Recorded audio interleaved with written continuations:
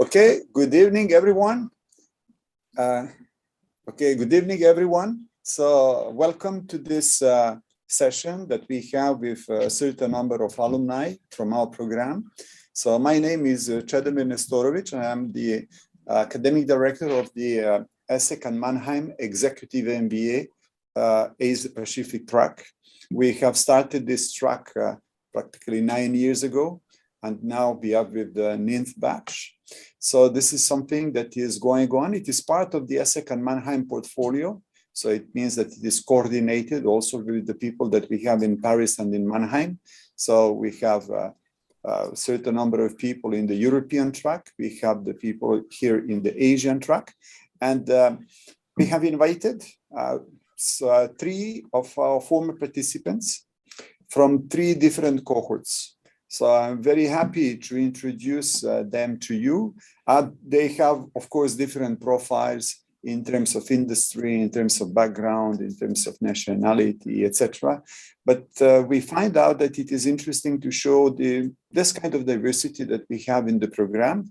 So I will first introduce just briefly the people that we have here. I will start with Carissa. So Carissa is our participant from the batch from 2017. Is that right, Carissa? Yeah, 17-18. Okay, so it was 2017-18.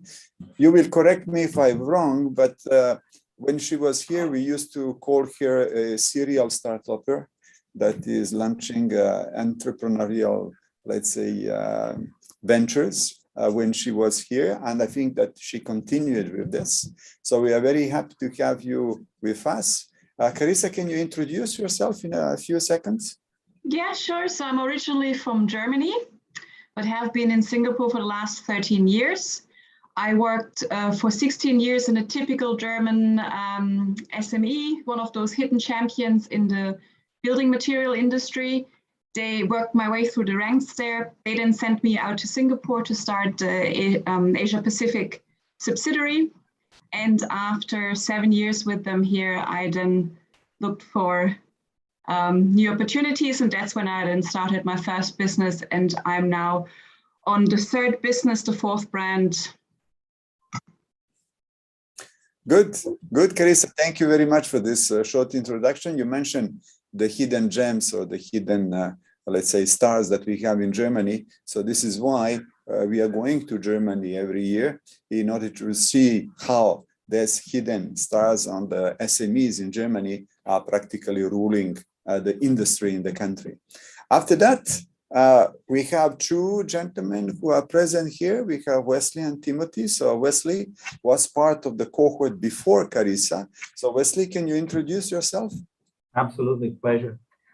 So my name is Wesley Alves. I'm Brazilian, originally from Brazil. I've been in Singapore since January 2015. So it's been almost 7 years. I've been working pretty much my entire life on manufacturing segment, and most of the time in automotive industries and working for Honda.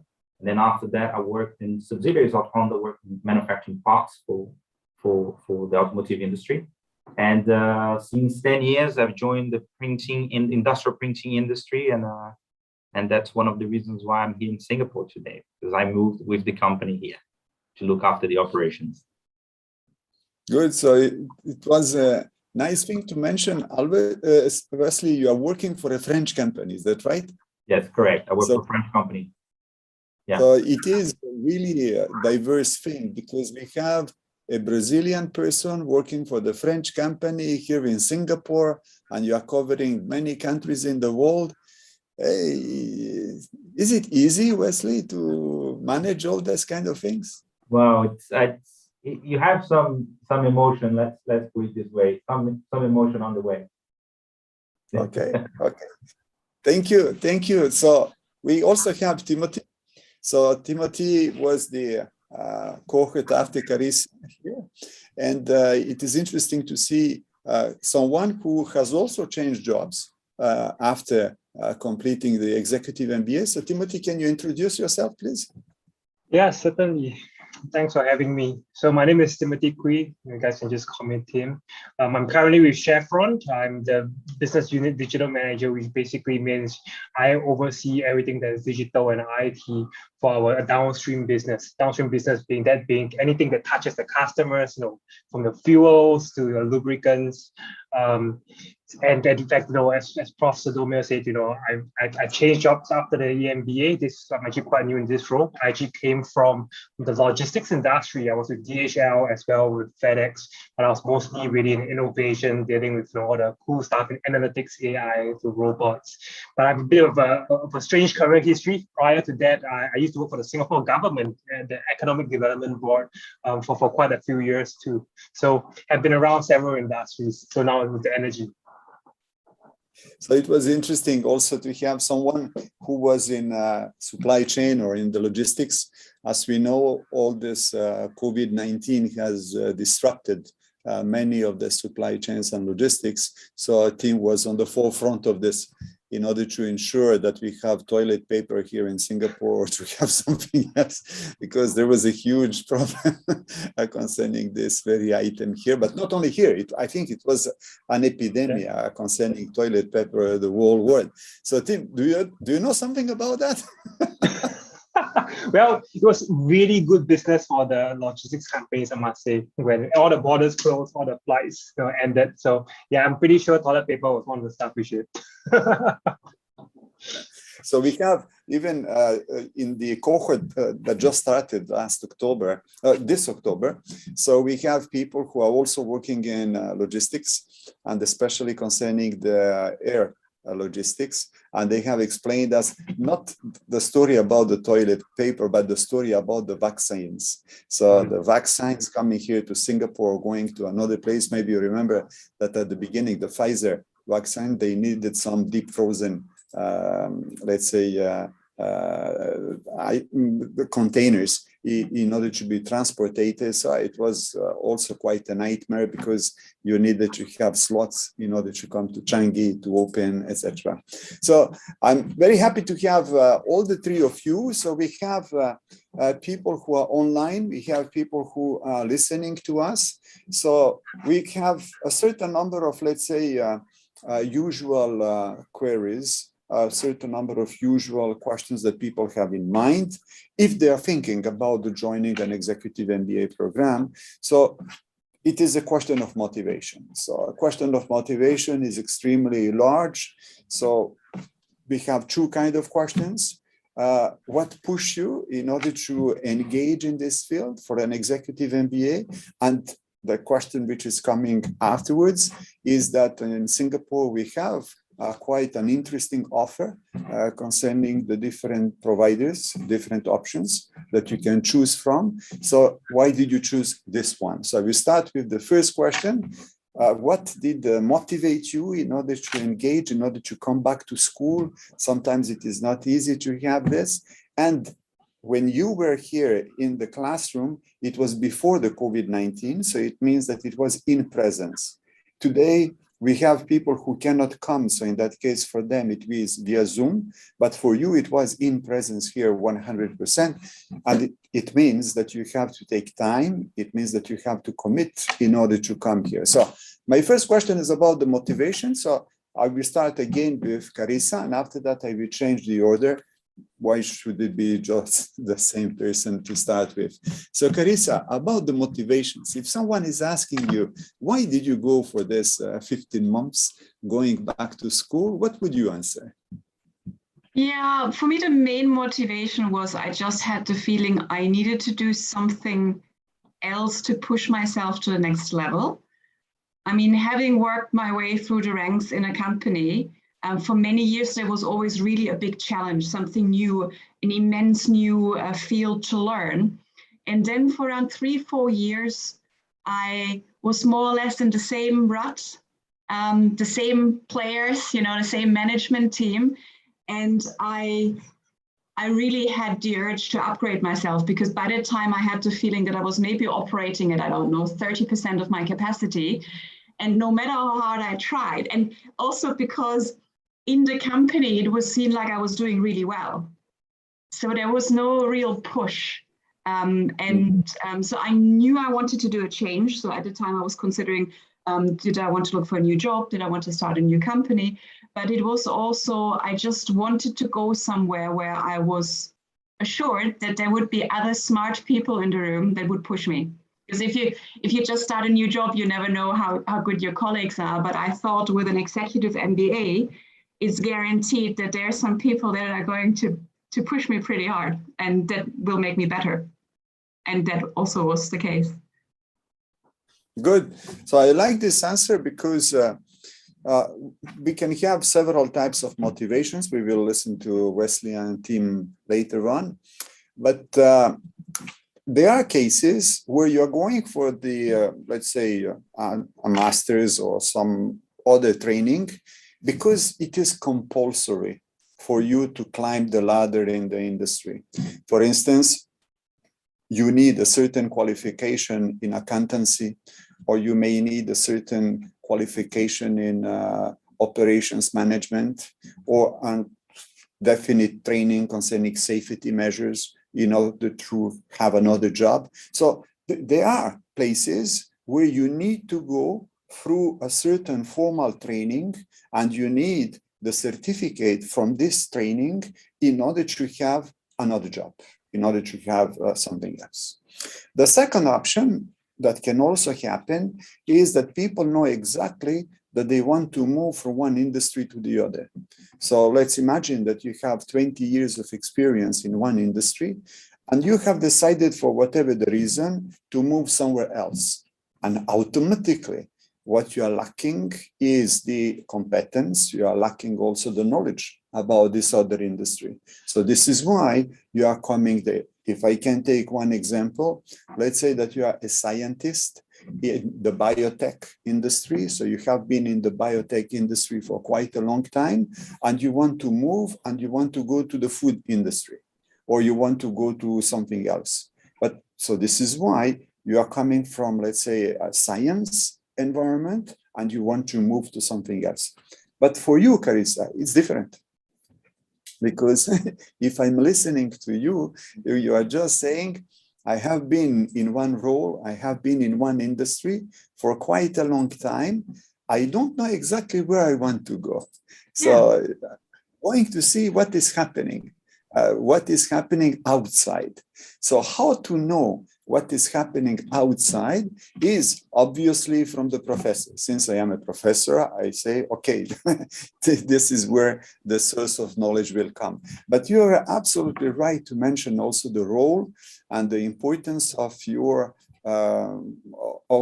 core team members, because in the classroom, you will have people coming from all walks of life, and they have tremendous experience in the other domains. So in discussing with them, you are also finding out that maybe this is the direction where you want to go. So for you, I would say that we are in this category, in this case, when you don't know exactly where you want to go afterwards, but you want to explore and you want to see what is happening there. So am I wrong in that, Carissa? No, you're absolutely right. So I would say my motivation was to better myself without knowing and that I wanted to change without knowing exactly where to change to. And in my cohort, there were at least 2 more classmates that were in exactly the same position. So that joined not necessarily because they had a very specific career goal in their mind, but they also felt a bit stuck and just knew they wanted to push themselves and lift themselves. Exactly. I will go back to this kind of motivation a little bit later on. Wesley, it's up to you. What motivated you to come back to school? Okay, so in my case, very similar to Carissa, I didn't have any push from the company to do that. I was in a very comfortable position. But I had recently moved to Singapore. As I said, I moved in 2015 and I enrolled in the 2015 cohort. And I was lucky enough to have been informed by my company that my next step would potentially be to look after the whole business in the region in a position of managing director. And I was at the time as the vice president of operations, industrial operations. So I just thought on 2 things. The first thing, I would like to better myself as well and fill up some gaps on subjects that I feel I'm not good enough. things like finance, marketing, and I wasn't very much in contact with those topics in the position of operations director or vice president of operations. And in the same time, I wanted to make friends and build a network in Singapore, because I was living in Asia. You know, this guy coming from Brazil, Latin America, moving all the way to the other side of the planet. You want to make sure that you get to know people. You want to make sure that you engage with smart people, and that you are in the right environment to exchange high-level subjects, for example, about your work and about the challenges of your daily professional life. So I had these two main drivers. Of course, there are a few others as well, like more on making myself more prepared for the next level. But I would say the two main drivers were like my next step in the company. I knew that I had gaps that I needed to fill up, that I needed to fill, and also building a strong network in Singapore and getting to know more about Asian culture. Good, Wesley. So it is another kind of motivation that I can see here. So this kind of motivation is saying, I'm not exploring in order to see maybe I will move out or I will find another industry or another company, etc. But you want to check where you are.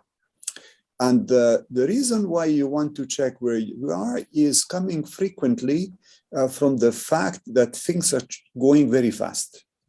So when they're going very fast, for instance, when we started the program 9 years ago, we had a certain number of courses, but we have modified the courses over the time in order to keep relevance, in order to keep in tune to what is going on there. Or we are keeping the same title of the course, but we have modified the content. So in your case, Wesley, you are very young, Wesley. So you have left school, I would say recently or relatively recently, but in the classroom, we may have people who are 50 years old. So when the people who are 50 years old, it means that they have left the school 25 years ago, or maybe even more. So for them, it becomes critical. They heard everything that is happening. So obviously, there is the technological, let's say, evolution. So they heard something about AI, they heard about something about big data, they heard about something about social media, etc., etc. But they didn't have formal education about that. So automatically, they're interested in this.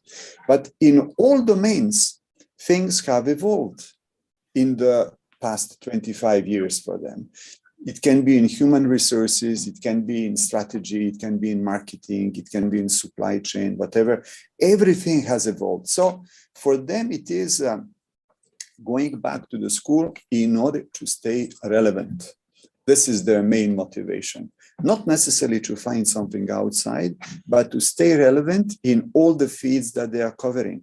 So in your case, Wesley, you have more a role of a general manager. So the role of the general manager means that you have to oversee practically all the divisions that you have in the company. So in that case, you are interested in all the different subjects in order to know how to cover them.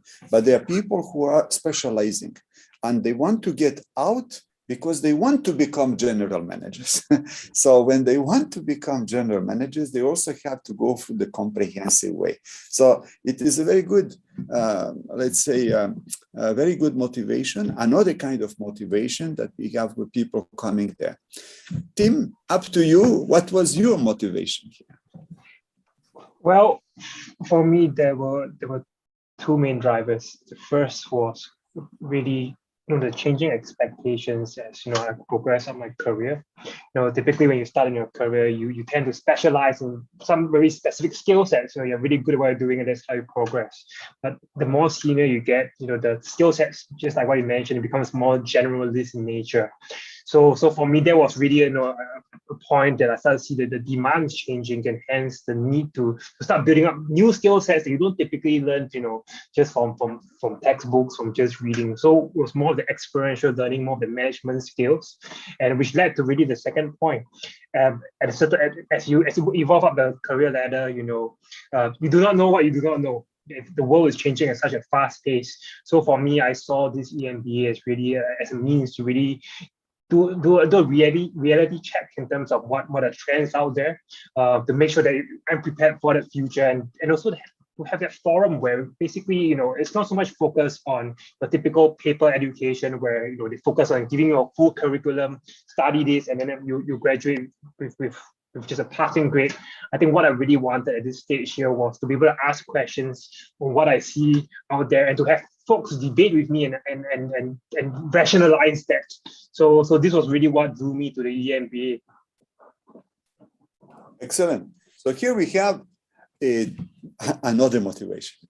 So the other motivation is that, as you know, today, if you are looking at the market, you can just say, if I want to know something on finance, I will go on YouTube. Or if I want to know something about supply chain, I will go to another, let's say, Coursera, or another course which is existing on the internet, and so on. And they're very good. And they're done by maybe the best professors that we have in the world.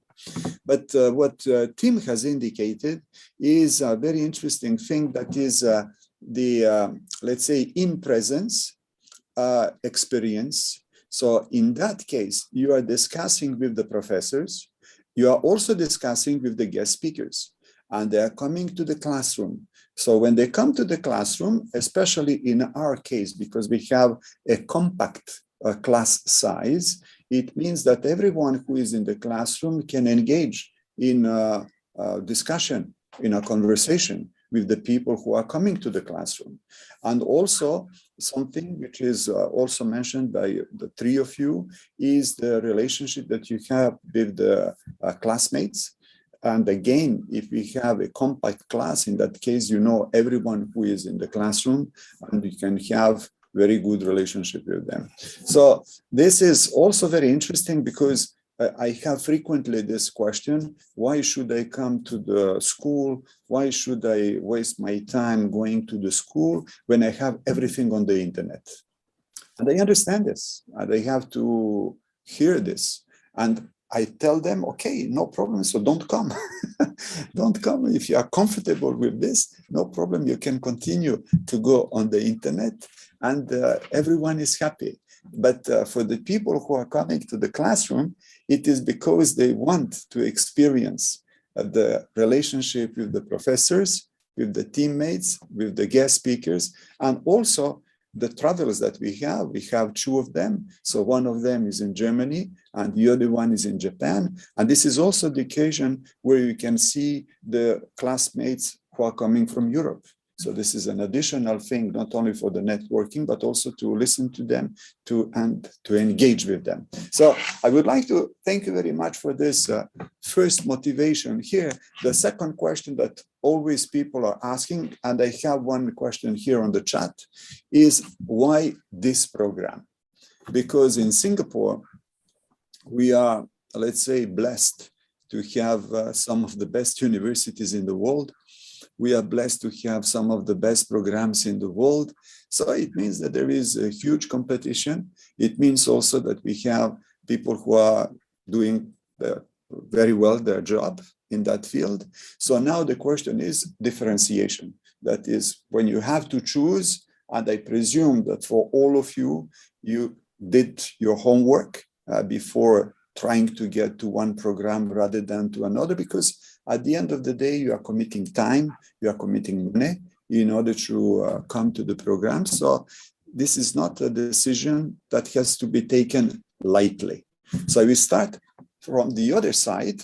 So the other side is from Tim. So Tim, after, let's say, general motivation, now the specific one concerning this program here, you are coming from Singapore, so you are very well, let's say, acquainted with the education system that we have in Singapore. So why did you choose this one?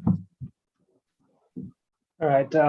Well, the couple of reasons actually. I think the first one was, I knew the playing field, who the key names that you have when you look at an EMBA program, the typical local universities, and there's some of the big names out there. So I was actually looking for something different because, with all the big names there, you probably know a lot of folks who graduate from such courses. So kind of know what to expect. So for me, I wasn't really looking to wanting to have something that I would already anticipate. So for me, ESSEC, to be honest, I didn't really know my ESSEC until I started researching more. So that was where it really drew me. The second reason is basically, I used to work for the government. I knew that ESSEC was one of the schools that actually the EDB brought in, and they don't do that quite frequently. They actually quite specific in terms of the top universities around the world to bring in. So I figured some brilliant person in the government would have done their homework, so I couldn't go wrong. And the third reason is a very Singaporean reason. We always like a good deal, so I figured a double MBA for the price of one is better than one. So I like this answers because you have given us three answers. Fine. I will just bounce on the second answer.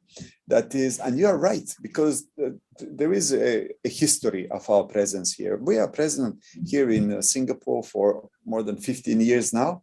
We have been at the National Library first in City Hall, and after that we have moved to this beautiful campus that you can see behind me. So, and why did we come here? It is because we have been invited by the Economic Development Board.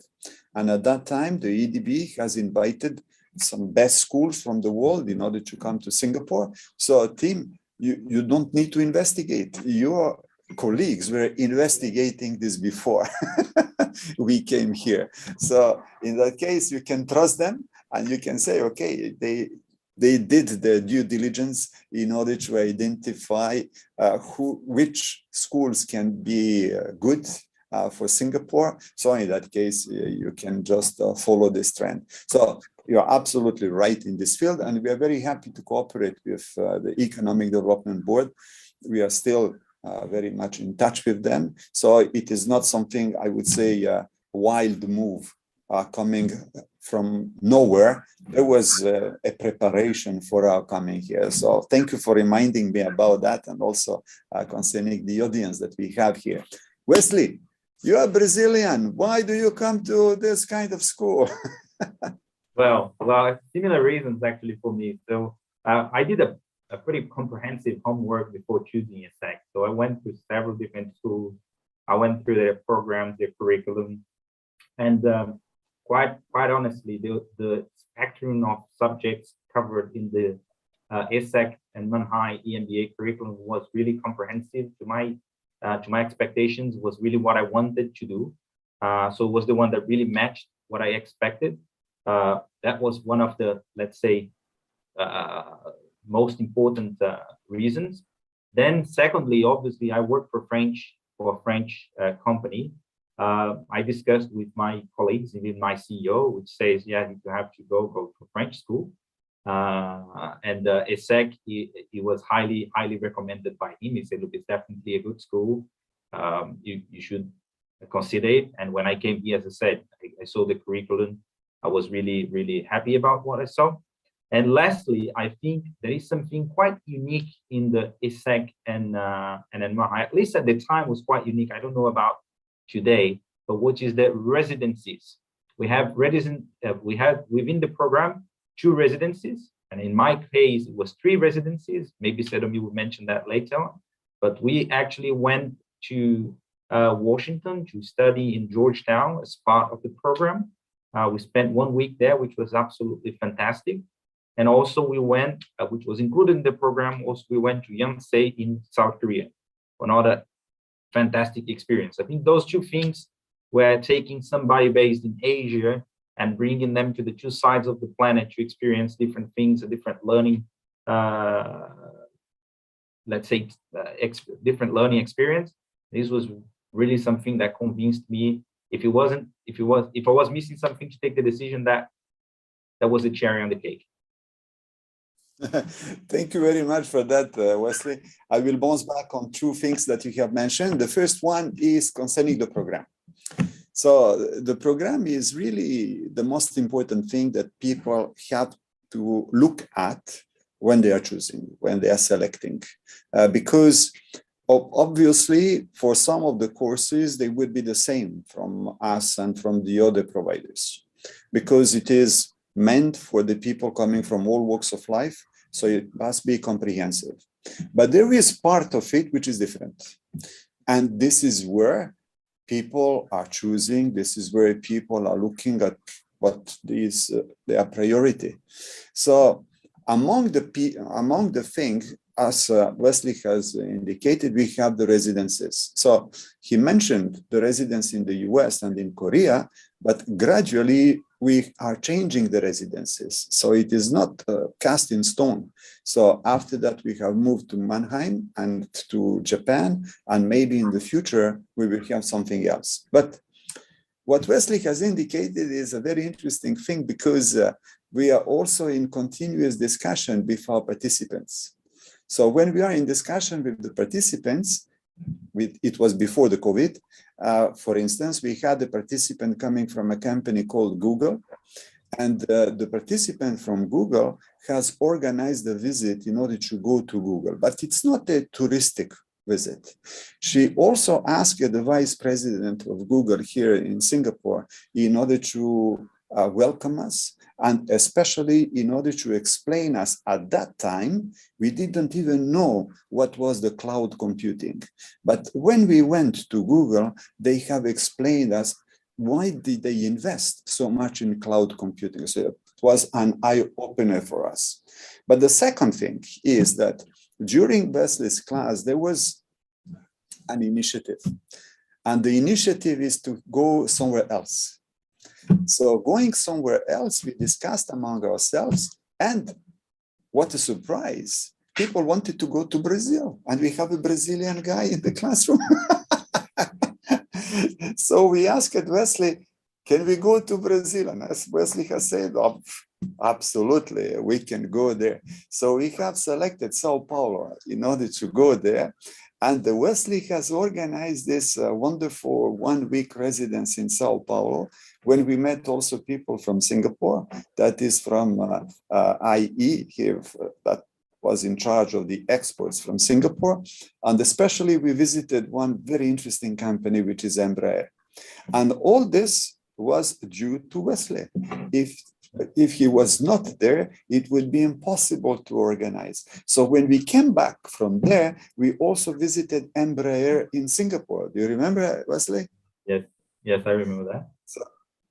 So we visited also Embraer here in Singapore. So it means that when we are, because of the compact size of the class, it is possible to do so. If we have 90 persons in the room, it would be impossible to have this kind of flexibility. So bringing 90 persons to one company visit is a tremendous task, because the company has to accept such a big group in order to visit them. Or organizing another trip to another destination with the 90 persons, this is also something which is tremendous. But the compact size and the fact that we have people in the classroom who are willing to take up the challenge, this is great. And this is why I would like to thank you very much, Wesley, for this, because of the superb organization of that. Pleasure. Carissa, up to you. So you're coming from Germany, so of course you know about Mannheim, but there are also some other providers here in Singapore. So what was the motivation for you to come to us? Well, the curriculum had a lot to do with me. Like Wesley, I did a lot of research, and frankly, at this stage of my career, you really have to offer me something I'm very interested in to spend my time and attention there. So many of the standard courses, or with a more standard curriculum, I just really thought I don't want to spend my time and energy learning that, because indeed there I could just read a book on it. But so topics that I really thought were very far outside of my knowledge at that time that I found very challenging and also very Asia relevant, like geopolitics, for example, one of your courses, or Islamic business management, which I thought was absolutely fantastic. And I've never met anyone else who had a course in that, which was really relevant. So I was interested in that. Then there was also pragmatic reasons. It had to fit into a certain framework of the time that I had available, when the course would start, how long it would last, was I able to organize it around the work that I wanted to do, and that worked out. And then actually the final hook for me was one of the sample lectures, because how something is taught is also very important for me. And so as an adult, at a not, unsuccessful stage in your career, you don't want to be treated like a little child. So I was very interested more in a collaborative approach and also the casework. And so I actually went for the sample lecture, which was for one of the topics I was the least interested in the curriculum, which at the time was the big data course. And I thought, if that professor can present it interestingly, so that I actually think, oh yeah, that actually is worth, learning, then that is worth pursuing. And the lecture was very good. And even better was afterwards the networking, where I met two of my future classmates and had then really that experience that I was looking for, of exchange and working together. And as you just mentioned, the small cohort size. So that was really because at the end of your 15 months, your team members extremely well, and especially my cohort actually was extremely tight. On our trips, we were always the granny class, because we were always looking together, the 12 of us, which was really lovely. So it was just so the size of the class, it being a lot more intimate, and therefore also getting to know the situation and the companies that the others worked in a lot better, was very attractive to me. Good. So, Carissa, I like your answer very much, because first of all, concerning the curriculum, this is a very important thing. And especially the fact is that you discover courses that you maybe wonder, why do we have these courses? Because maybe you would believe you are not interested in this, or maybe you believe it is not relevant at this time or in this space. So in that case, we should get rid of that. Okay. But the people who are coming to this kind of program have to show a certain curiosity, because if there is no curiosity, in that case, they would be completely closed and they will not accept this kind of courses. So in order to avoid the problems with this kind of things, you have to go with a certain, let's say, open-minded approach. But this is easier said than done. When you ask people, are you open-minded? Yes, yes, yes. We are very much open. But when you discuss with them, it's a completely different story. So this is very difficult sometimes to manage this. I will go back to another example. It was a few years back. So we had a gentleman who is coming from France, and he was traveling from France every month in order to attend classes here, working for a French company, military equipment, sensors. So when he came to the course about big data and digitization, he was saying, this is not for me. So he is coming there, and after 3 days, he is saying, I want to digitize my company. So this is showing how when you start something, you have some, let's say, feeling about it. And it's normal to have feelings. Sometimes we have bias, sometimes we have stereotypes, etc. But once you enter there, in that case, it's a completely different story. So you mentioned the case of big data. I will mention another case, another course, which is accountancy. You have many people who are afraid of accountancy, but we are fortunate to have a professor here, Ping Shen Ko, and he is wonderful in accountancy, and he is making accountancy funny. I say you should have a Nobel Prize for this, because it's not easy to make accountancy funny. And this is how he managed in order to do so. So there are various answers here concerning the reason why you're coming here. And I would say there is not one unique reason. So obviously it will depend on the personality. It will depend also at the time frame when you are deciding to come here. Do you have time in order to do so, etc. I will ask you one last question, and after that we will look at the chat or if we have questions from the audience. So the last question is I won't say everyday life, but the practical life of the executive MBA, because people may wonder, they have left the school a long time ago. So as Carissa has said, we don't want to be lectured like children. So you're expecting something else. So you are coming there, but you have to come 6 days in a week. It is full days. You are coming practically every month. And you have not been in the school for sometimes quite a long time. So maybe people are wondering online, how did you manage in order to have this, especially if maybe you have children or maybe you have some other family or let's say partner obligations. How did you manage all that? And now I will start with Wesley, because Wesley, you have not been the first one to answer so far. It's up to you, Wesley. Well, it's definitely a big commitment, but I'd like to start saying that it was worth every single minute of the experience, because in my case, for example, I had a big responsibility in the group, and I was regional responsibility. I had to travel a lot, but the company was very flexible with me to accommodate the 1 week off per month. This is very important.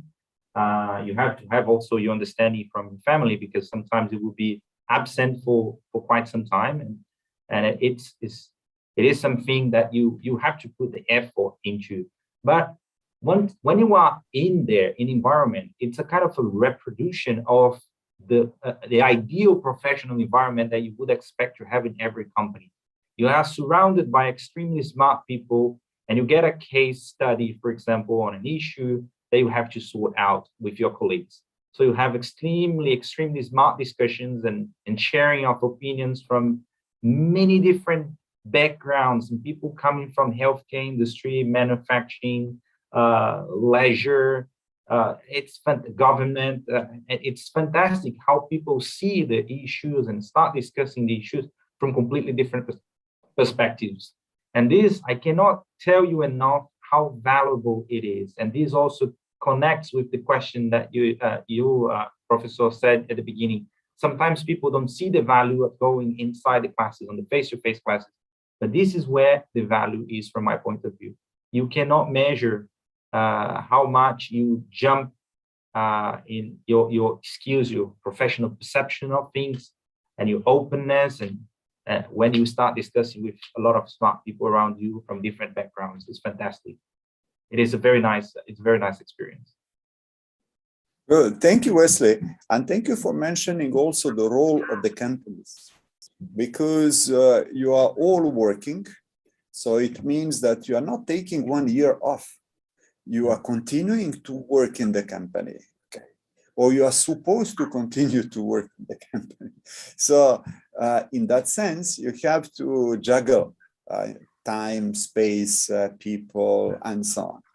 And the companies, the first thing that they are giving you is the time in order to come there. You cannot lie to them. It is not a weekend program. If it was a weekend program, maybe your company doesn't even know that you are engaged in this.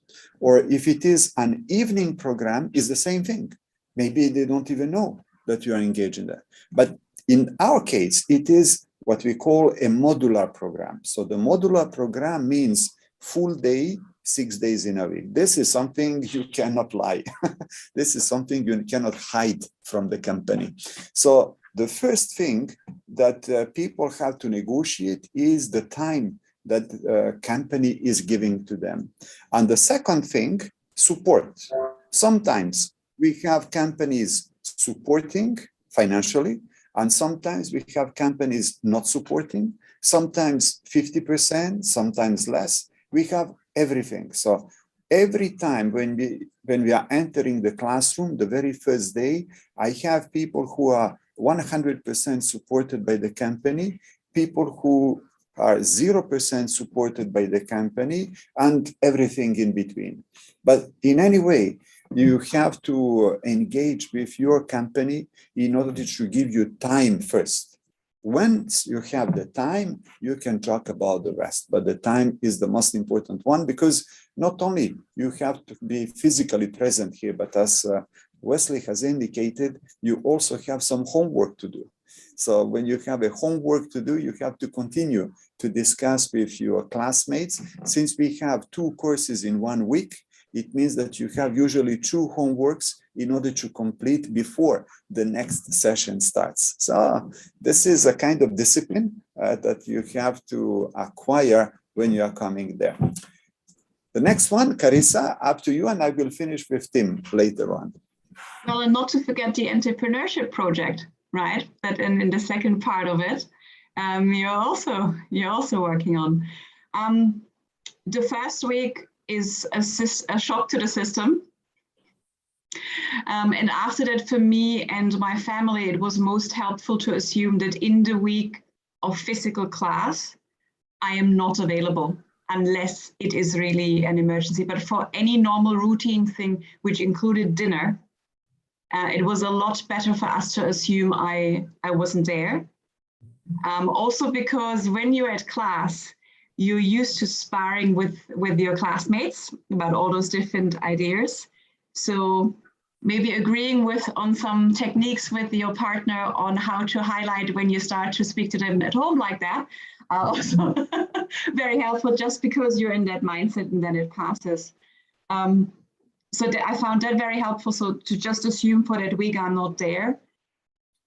In the beginning, I was in the early stage of the first companies that it had many advantages, because in the beginning I was a lot more flexible with the time. In the second half of the program, I had started my second company, which was very physical also, and that made it really nearly impossible, especially then also that trip to Japan. But I found it extremely helpful in becoming crystal clear on what's really important. And actually within a week, I could usually see that it's still on Monday, the many routines, the way I was handling some emails, all it was normal. By Friday, basically everything was condensed into the absolute essential. And this is a really, really helpful skill. Thank you for mentioning the entrepreneurship project, because this one is spanning for the 15 months. And as I mentioned before, we are flexible, so we update also this. So now it is not called entrepreneurship project, it is called entrepreneurship, innovation, and sustainability. Mm-hmm. When we started 9 years ago, the term sustainability was not so important as it is today. But today it is a necessity for all kinds of companies. So this is why we have transformed it a little bit, but it's the same thing, meaning 15 months. So not only you have the 2 courses per week, but you also have the entrepreneurship project to go on. And I like the term sparring with the team mates. So you're sparring with the teammates also in the entrepreneurship project, because you have to convince them about the necessity or the utility or the value that they're giving to this one, in which direction do you go to, etc., etc.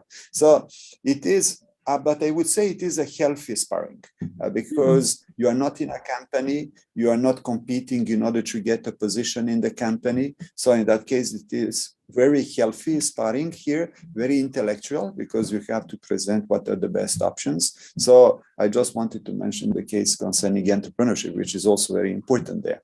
Tim, we are going to finish with you concerning this part. Yeah, so on my part, I was very fortunate. I think my company was very understanding, but that also came with a certain expectation that the cost would also be understanding in terms of the existing responsibilities I have. So I think that was something that really worked well, because there were many times during the course that I had to say that, look, I need to take a call, it's an urgent call, I can't not be there. So So a lot of understanding there really help plan some of this work. I mean, the great thing here is also, you have a calendar that's 15 months out. You kind of know where everything is, when it is, and what the topics are. So you get to preempt everyone in your company, that you're going to be busy there. Of course, you are going to be there for when they need you. But I really like what Clarissa shared. When I first entered the course, it was a bit of a shock to the system. But what I soon found out was that it was a very different way of running the course. Most courses, you imagine, there's a fixed curriculum, you go through it. This was really more focused on the conversation. And very often I actually see that even the direction of the course adapted to where the interest lay within the class. And it was really more a continuous conversation for the entire week, which really made it very engaging. So I was never once bored. And every time I come in, the conversations really opened me up to really what everyone else was thinking, everyone my peers were thinking, which to me was most relevant. All right to mention this, Tim, because when we start the program, we know that it is going to last 15 months. And we know what are the different, let's say, deadlines, schedule that we have, etc. Things are changing in the meantime. So not only coming from your company, but it's in the case of Carissa or in some others. Carissa is opening a business during the 15 months. So when you are opening the business during the 15 months, automatically you have to adjust the schedule, which is coming from the program, the schedule that you have with the new company or something else. Or I can give you another example. This was during the first cohort. So during the first cohort, we had a gentleman who was working for Club Méditerranée. So this is a big resort company, etc. So everything was fine in the first month. But the second month, a Hong Kong company called Fosun has decided to buy out Club Méditerranée. And this gentleman was the financial director of Club Méditerranée for Asia. So he had to prepare everything for the sale of Club Méditerranée to Fosun. So you cannot imagine what is the workload that happened to him immediately on that sense. Or another example, a gentleman who was the finance director of the Italian company Ferrero. And during the 15 months, he has been moved. But usually when you are moved, you are coming from Singapore, you are moved to Thailand, you are moving. No, he has been moved to Mexico. So having moved to Mexico, he has to come back here every month in order to complete the program. So I just wanted to mention those cases because you're working. You're not full-time students. So when you are working, you can expect the unexpected. And this is the really case when we have to juggle with this kind of issues. So we cannot be dogmatic. So we have to adapt on your side and on our side also in order to know how we're going to do so. So this is a very good testimonial. When we enter there, we know how do we start, but we don't know how we are going to finish it. That is, did we finish on time? Is there something missing and so on? So we are at 8:22 already. So wow, it is going very fast. We have a certain number of questions here on the chat. I'm not so sure if we can answer all the questions on the chat. One question that is coming very often is the value of the program when you're finishing the program. So many people are saying, okay, so you had a salary before the program, you have a salary after, how much did you increase in the meantime? So this can be one of the measures concerning the value. I prefer another kind of measure, but if someone is asking you, all the three of you, what was the value of this when you have finished the program? What would you tell people? And I will start with you, Tim, now. Well, simply put, for me, I got a new job, I got a whole new industry, I have a much wider market under my responsibility. And I think the cost helped me get there and helped prepare me for that. So, couldn't get better, I guess. Okay. For you, Wesley? Well, for me, I think, I mean, I'm lucky to work in a company that I'm in love with, and I like my job, but I didn't have any intentions to change jobs when I joined the program. But now I feel much more prepared for the market itself. You know, I would say I can take any managing director position. I would feel much more confident because of the program, because the gaps that I had were filled during the program. I did also a nice network, but we are more and more confident when you leave a program like this. You feel that you have really, you know, moved to the next level. Sometimes you feel like you moved 2 or 3 steps actually, and I think this has an immeasurable value for professionals, especially for anxious professionals like me. Okay, thank you, Wesley. Carissa, for you? For my market value, maybe it didn't make much difference since I'm an entrepreneur, right? But my goal that I had of bettering myself and increasing my skill set, it has definitely worked for that. I also have to say, if I should ever need to take another role, like just Wesley has said, I feel prepared to take nearly any managing director job. Should I ever I think this need to get one. This is the most valuable takeaway that we have from this program. The program is not giving you automatically a higher salary, but the program is giving you a knowledge and giving you confidence in order to do something else or in order to progress the ladder in the company. And this is, if I'm referring to a very famous commercial, this is priceless in the sense that this is something that is going to stay. If we are only looking at the technical side will move in 5 years to come. So in that case, you have to come back or you have to go on the internet in order to complete. But giving confidence and giving the feeling that you can have this kind of role is something which is going to stay, and it is something which is going beyond something that you can find on the internet. So I agree with you. This is the most valuable thing. So it is very difficult to quantify, but concerning the qualitative approach, this is the most important one. We have just a few minutes in order to finish, and usually people are also asking something light, something funny, in the sense, if you remember something from the program, what would it be? So don't tell me something catastrophic, but tell me something nice, something funny about that. And I will start with Wesley this time. Wow. Try to imagine, try to go back in time and tell me something either in Brazil, either in Washington, either here in Singapore. Maybe you have several things, but try to take just one thing. It has to be the funny one, because I have a funny one.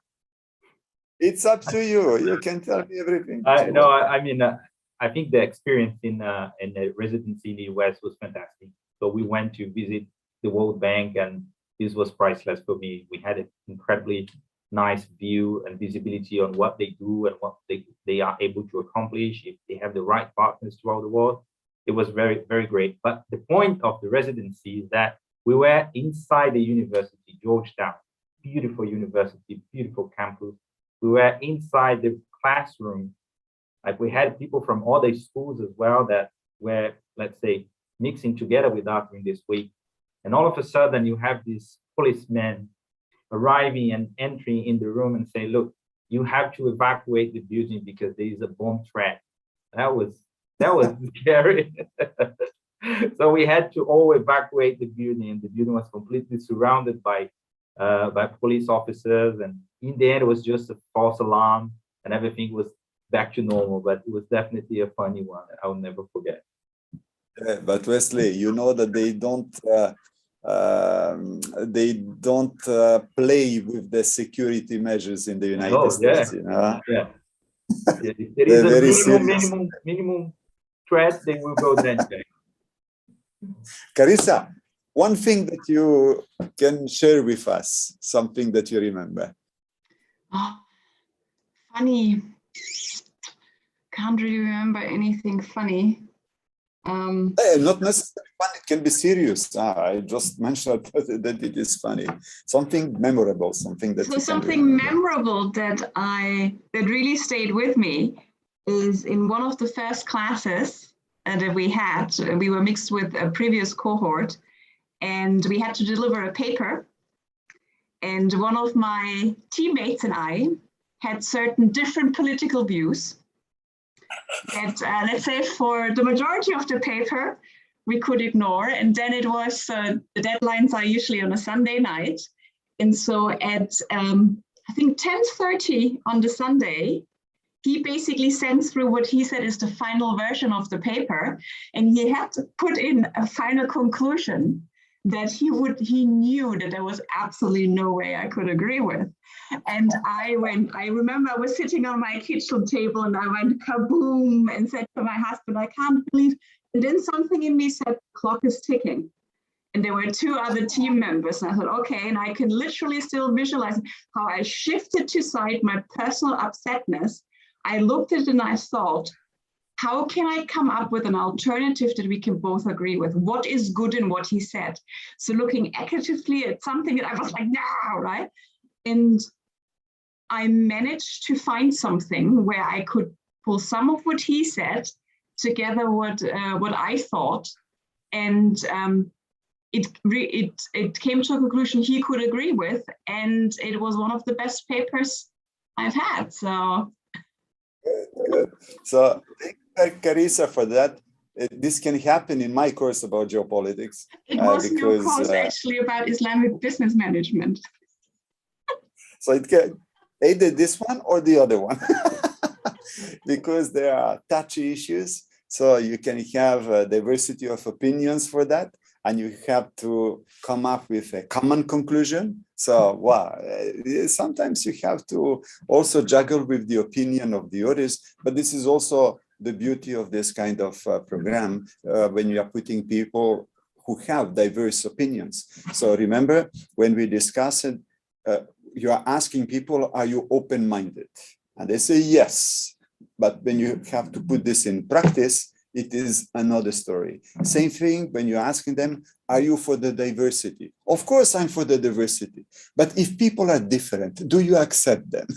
So this is also a kind of conversation that we can have here. Actually, just to add on that, one thing that I remember here that I actually thought was incredibly helpful or learning at the course is exactly in a situation like this, actually, can we really upgrade our skills as leaders? Because in difference to a company, there's a hierarchy. At the EMBA in your group, you have to come to a conclusion, and also within the time frame, otherwise everyone fails. And that's actually really, really helpful. Agreed. And there is not supposed to be a hierarchy. So here you are all on the same level. You have to accept also what the others are thinking. Tim, one last word from you. Well, for me, was really the entrepreneurship project. I could start a wine company for real. One of my classmates was South African. So we figured he found some vineyard owners, got us to import actual wine, with an actual company, e-commerce company that we actually sold wine for a couple of months. We've since sold off the company. We've never expected that, and I'll always remember that. And of course, trying to use wine to convince the professors to give us a better grade. I remember this, and it happens also from time to time that the entrepreneurship project is directly leading to an actual venture. So in that case, they're launching their own venture, their own company, and so on. Hey, the time is flying. So all the people around me, they're telling me, please stop, please stop, please stop. So we have to stop here. And I would like to thank you, all the three of you. You are coming from different cohorts, you have different background, etc. And it is really heartening to see how you are evolving from one year to the other, and also from one cohort to the other. And we are also willing to welcome you back on the campus when everything is settled, when there is no problem concerning the number of people that we have here. And in that case, we will have a meeting with the new cohort. So in that case, you can see the new people who are here in the classroom. Thank you very much. And hopefully we can meet very soon together. And I would like to thank all the people who are online concerning your questions. We answered some of them, but we couldn't answer all of them. Maybe we can keep some of them for the next time. Thank you. Bye-bye. Thank you. Thank you. Bye. Bye-bye. Thanks.